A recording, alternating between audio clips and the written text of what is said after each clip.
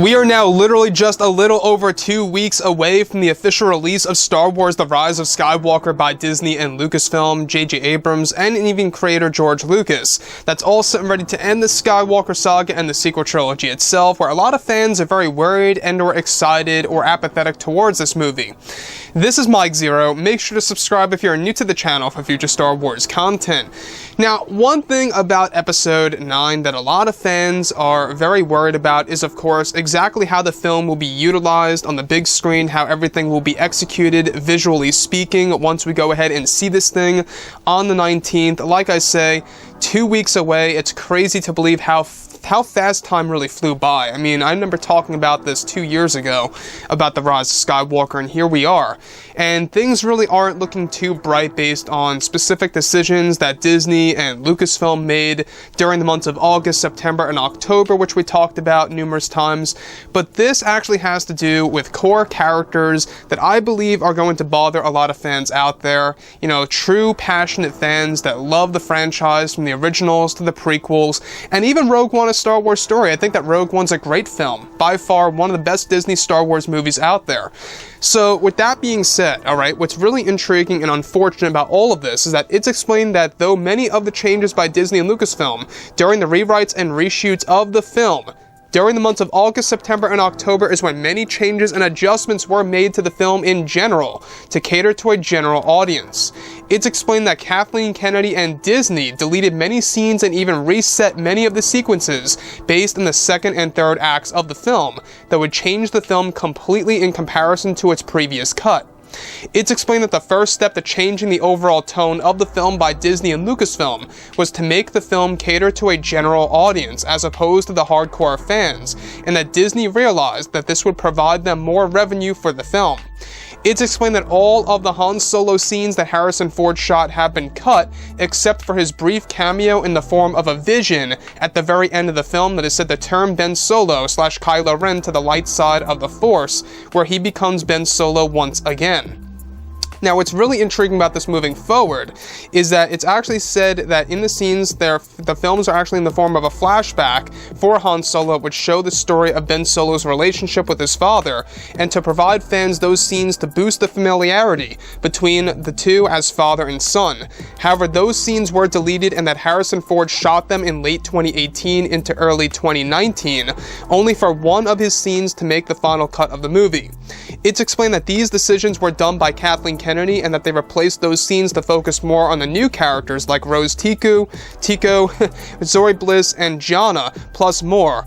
Additionally, it's explained that they also deleted other scenes, such as all of the flash fights that would have had both Rey and Kylo Ren fighting in a lightsaber duel throughout the ages of the Skywalker saga, where popular planets would have been explored once more, with revised tracks by John Williams that were also cut from the film in the process. It said that these decisions to delete the flash fights were also dwindled down to the flash fights being only one fight in the film on the world of Kijimi between Rey and Kylo Ren. Also, it's noted that Disney and Lucasfilm also deleted sequences in which both Anakin and Luke would reunite together in the netherworld of the Force to teach both Ben Solo and Rey a lesson before they would fight Palpatine. It said that Disney did away with the reunion between father and son, and in the process replaced the scene with more screen time for the character of Rey during one of her personal missions in the film. It said that Kathleen Kennedy upped the budget of the film by a large percentage through the reshoots and the rewrites, which is said to be a big risk if the film fails at the box office. Lastly, it's said that they also deleted scenes that would feature more ancient Jedi and Sith lore in the third act, and greatly reduced the amount of Jedi and Sith lore in the film that would be used in the movie along with the Lost City sequence from Rey in Episode 9 within the second act. So let's go over a couple of parts about this and as to why this just sounds like an abomination when it comes to Disney and Lucasfilm's decisions on this movie and what they have done with everything of the franchise moving on forward. Now, when we look at The Rise of Skywalker, there is no doubt about it that this movie had the potential to be either the best Star Wars film there is, close to The Empire Strikes Back, or maybe even the best of the sequel trilogy. And now it seems like that there is a possibility that it could very well be on the same level of The Last Jedi, if not worse, based on some of the other decisions that they have made. Now, like I say, I'm still a Star Wars fan at heart. I'm still curious about this movie, and I will be able to determine exactly what I feel about the movie once it actually comes out. But based on what we have been hearing and what has been going around about this movie and the decisions by Disney and Lucasfilm, things really are not looking bright for, Disney and Lucasfilm, Kathleen Kennedy, and this movie in particular, to conclude the entire saga that started back in 1977. So like I say, when we look at Star Wars, at least the original trilogy, it ended perfectly, right? The celebration on Endor, with Luke, the Force Ghosts, Leia, Han Solo, Lando, the Ewoks, it ended perfectly with the continuation of their lives in the forms of an expanded universe, in the forms of books, novels, comics, you name it. And Kathleen Kennedy, you guys may recall, a couple of days ago, she said that for The Rise of Skywalker and for the sequel trilogy, they had absolutely no source material at all. They had no novels, no books, no comics, whatever, to actually use as inspiration for the new Star Wars films. Well, if you go back to the 1990s and the early 2000s, there's quite a handful of material that they could have actually used for the new Star Wars trilogy that we are actually in right now. So, that being said, it just shows the incompetence of Kathleen Kennedy, Disney, Lucasfilm, and more, and exactly how things are being treated with the Star Wars franchise. And it really does make you look back, right? It does make you look back at the interview between Kathleen Kennedy and George, and how she promised George Lucas that she would take care of these characters and that they would not be altered in a negative way.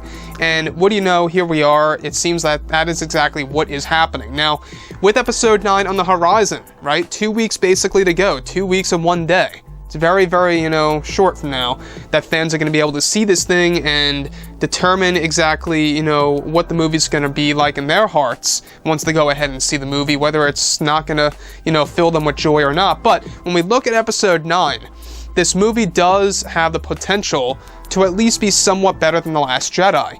Do I think it's going to be, as enjoyable as The Force Awakens at certain points in this movie?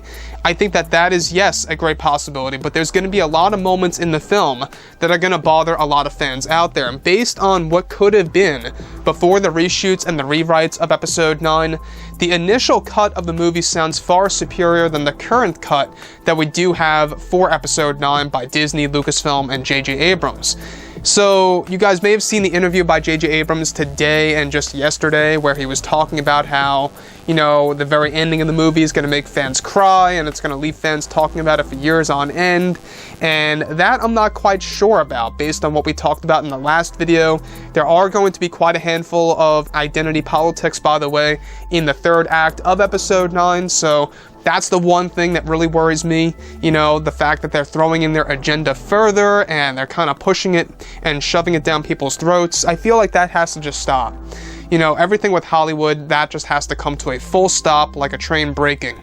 So, with episode 9 now, like I say, this movie, it does have a lot of things going on between the reshoots. The fact that they deleted the Han Solo scenes and only left one of them in there for a brief segment in the form of a vision that actually is able to turn Kylo Ren to the light side of the Force, and how they deleted the reunion scene between Luke and Anakin Skywalker in the Netherworld, and how all the flash fights are gone now, and how there's only one flash fight that takes place on a brand new world and not an iconic world of the Skywalker saga, and how this all upped the budget of episode 9 and really puts them at risk if this movie doesn't do too well at the box office.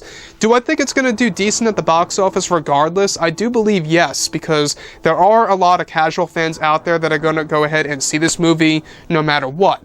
But the thing is this. There were also a good amount of casual fans that hated The Last Jedi, that had a lot of issues with that film. So it leads me to wonder, is this movie going to do better or worse than The Last Jedi at the box office? If this does worse than The Last Jedi, that can pretty much tell you that there is indeed a decline in this franchise of making money, from the fans and having repeat viewings.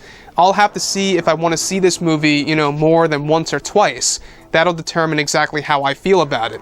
So anyways, guys, drop a comment below. Let me know what you think about all of this in the comments. And if you guys did enjoy the content for today, do make sure to drop a thumbs up on this video to support the channel. I thank you all so very much for the kind support, and I'll catch you guys next time.